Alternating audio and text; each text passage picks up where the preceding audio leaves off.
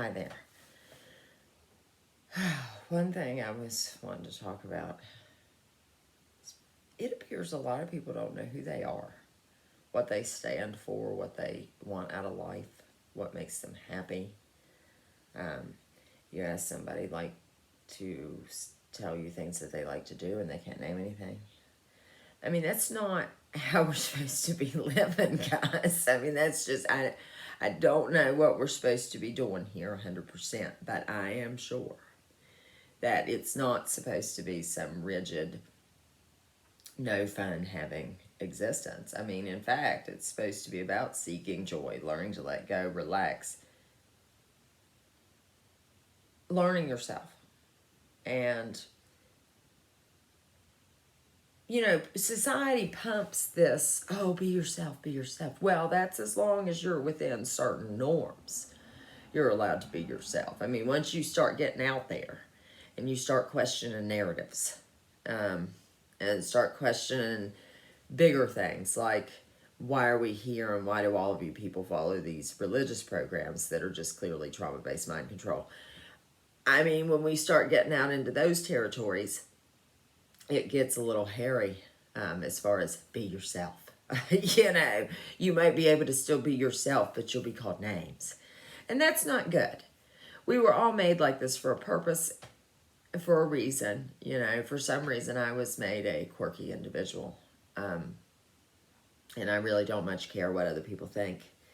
It is what it is. I mean, my existence right now is actually good, except for I need more money coming in, but I need to find something that I enjoy, because if I don't find something I enjoy, I'm going to dread going, and then that just affects your whole life. I mean, you can't be, if you're an unpleasant person at work, that's going to trickle to your house and into your family life and all of those things, and I don't want that. You know, I spent the first 9 years of my son's life in a terrible marriage, and I don't want to do that anymore. You know, I don't want to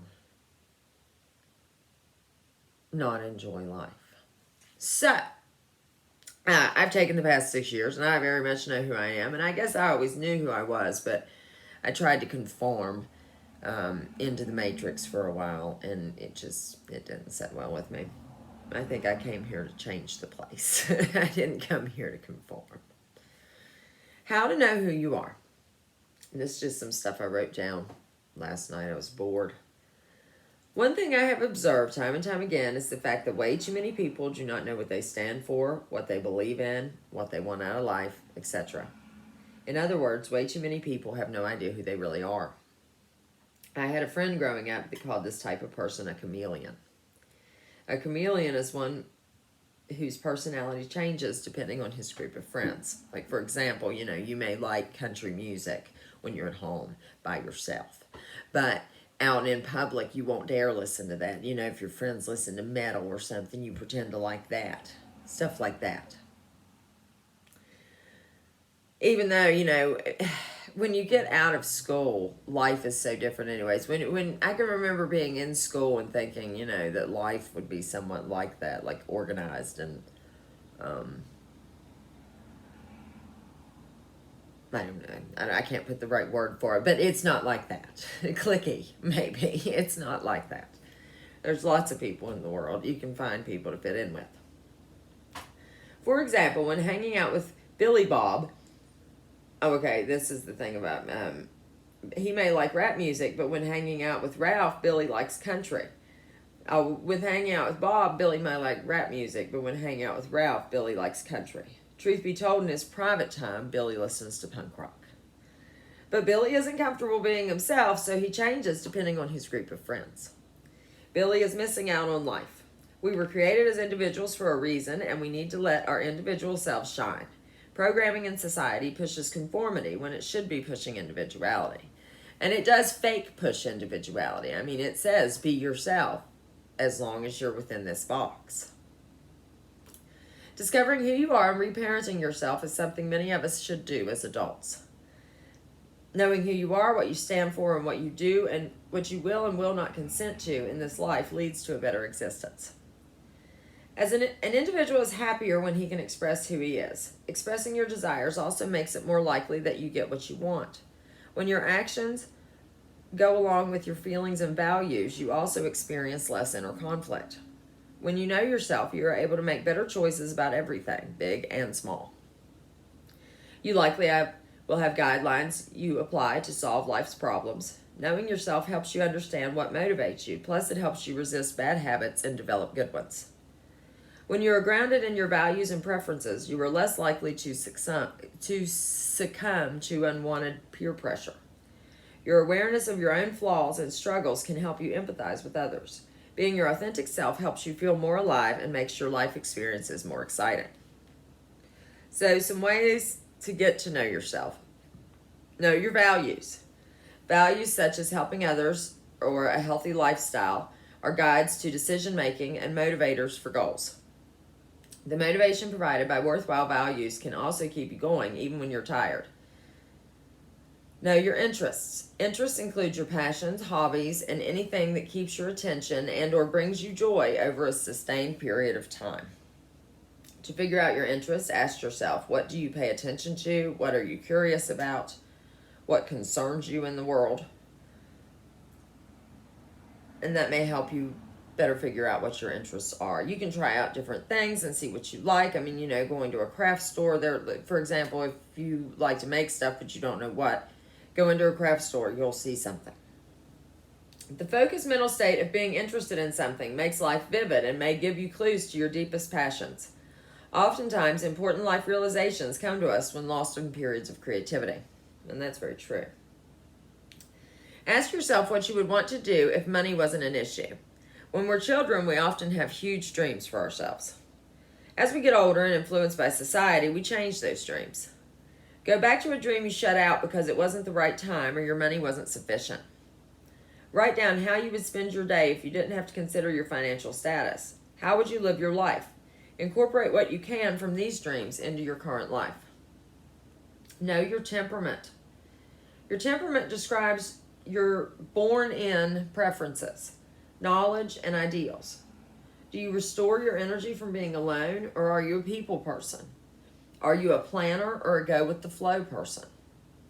Do you make decisions more on feelings or thoughts and facts?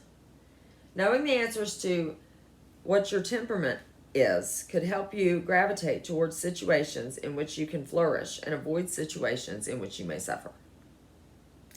Examine how you behave when you're upset and change those behaviors if need be.